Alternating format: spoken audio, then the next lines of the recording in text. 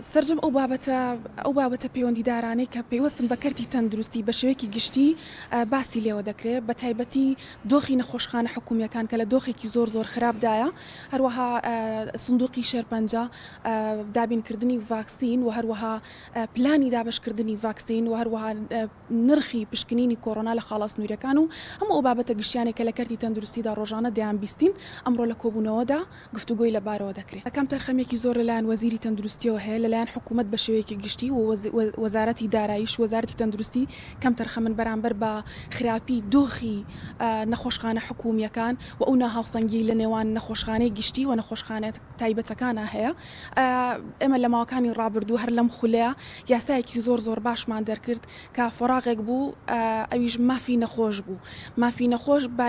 بارگرانیەکی دارایی وهای نەخستە ئەستۆی حکوومەت بۆ ئەوەی نەتوانێت جێبەجێ بکە، بەڵام ماوەی چەندین مانگ ماوەی 6 مانگ تەسەوڕەکەم زیاتر بێ بەسەر پەسەندکردن و تێپەڕین یعنی بە یاسابوونی ئەم پرۆژێ تێئەپەڕێ تاوەکو ئێستا وەزارەتی تەندروستی تەنها یەک ڕێنمایی دەرنەکردووە لە بەرژەوەندی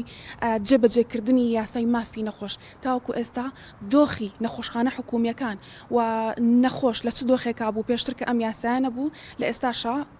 بە هەمان شێوەیە هیچ هەنگاوێک نەنراوە بۆ جێبەجێکردنی ئەم یاسا لە بەرژەوەندی هاوڵاتیانی هەرێمی کوردستان و نەخۆشان.